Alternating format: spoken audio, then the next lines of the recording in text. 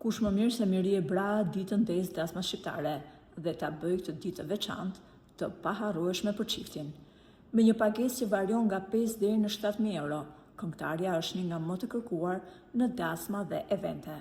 Dhe duke pasur parasysh këtë gjë, mund të mendoni se çfarë do të bënte Miria te dasma e djalit të saj të vetëm, Platorit.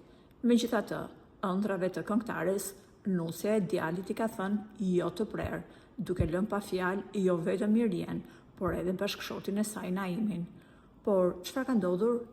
Kur të gjithë mendoni se familja e Mirie Braz dhe Naim Abazit do të ndiste estradën me dasmën luksoze të dekadës për djalin e tyre të vetëm, Platorin, vjen goditja e papritur.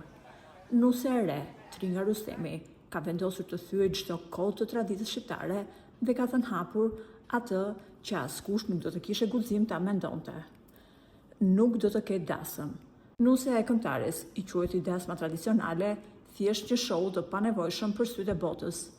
Nuk do të bëjmë dasëm, është pak qesharake me i tregu një sallë me njerëz se sa shumë duhemi, deklaroi Tringa, duke lënë të çuditur fansat e familjes Abazi.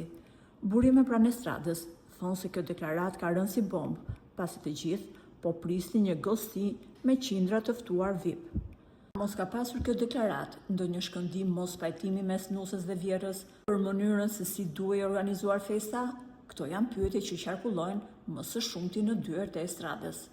Nëse dëshironi të jeni të parët që merrni vesh thashethemet më të nxehta të showbizit, bëni tani subscribe dhe aktivizoni zilen. Shihemi në skandalin e radhës. Kalofshi bukur.